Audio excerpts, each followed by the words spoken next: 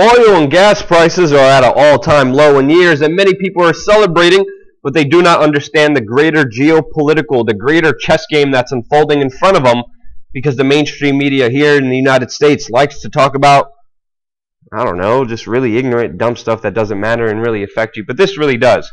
Now let me break this down for you so you can really understand what's happening in this world. On September 11th, 2014 of this year, U.S. Secretary of State John Kerry, met with Saudi Prince Abdullah.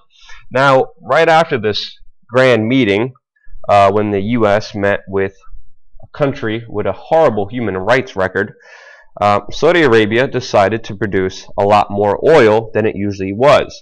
The Detroit News reports, adding to that expectation was news Thursday that Saudi Arabia, the dominant oil force in the Middle East, has been hinting it is ready for a price war. That the massive producer would ratchet up pumping.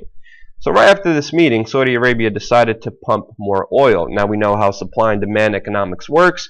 The more you have of something, the less value it has. Now why is this happening? Even the Huffington Post reports that, if there's a landlord who sells all his houses for greatly under value, it causes the whole market to tank. That's what's happening with oil. The Saudis are basically flooding the market with cheaper oil, and that's putting a huge amount of downward pressure on oil prices. Now, why are they making oil cheaper? And of course, this article in the Capital kind of puts it together. It's interesting how I have to read different articles to connect all the dots for you. But it says here, Saudi Arabia, the leader of OPEC, can easily survive a drop in prices. Other oil-producing countries like Venezuela, Russia, and Iran cannot. If the prices remain too low for too long, these countries could experience some serious economic problems as well as oil shortages. Now, look at the countries. Venezuela, Russia, and Iran. Key enemies against the U.S.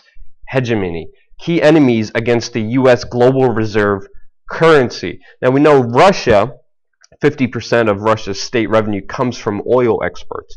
And at the price that the Saudis are selling it right now, the Russians are going to be hit very hard economically by this decision.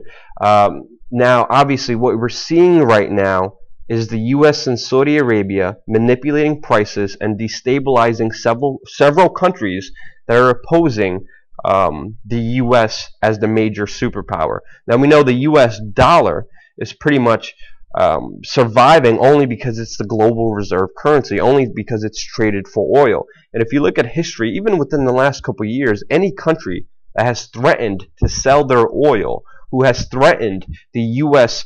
Oil dollar, has either been invaded, overthrown, attacked, or sanctioned. Just look at the countries. Iraq, Libya, Syria, Iran, and Russia. All these countries have been affected negatively, and the only thing that they have in common is that they threatened the U.S. dollar being traded for oil as the global reserve currencies. So now we're kind of getting a greater picture. This is not a conspiracy theory. We even have the president of the Saudi Arabian Oil Policies and Strategic Expectations Center saying, he admitted this, Saudi Arabia plans to sell oil cheap for political reasons, to pressure Iran to limit its nuclear program, and to change Russia's position on Syria. This was admitted by the president of the Saudi Arabia's Oil Policies and Strategic Expectations Center. This is out in the open, price manipulation, backhand deals, underreported. No one's asking any hard questions. Meanwhile, these secret deals are being made right in front of you, and you're celebrating because there's cheaper gas. Meanwhile, there's a whole chess game being played out there right in front of you, and the mainstream media here in the U.S. is keeping you ignorant. There's a reason I had to read four different articles to connect the dots for you here today. That's because no one else is doing this. Because if you're ignorant and you're not paying attention to what's really happening in this world, you're not going to be able to fix this world. The first time you start understanding what's happening in this world, that's the first step you could take to actually making the world a better place. People, educate yourself. Check out the facts. If you liked this video and found it helpful, click like. Don't forget to subscribe. We're going to have a lot more videos coming your way. And don't forget, keep your eyes always open, because there's a lot of people who want to keep you dumb and ignorant from what's really happening in this world. But the only thing that could really prevent that is you. Don't forget to share this video with your friends.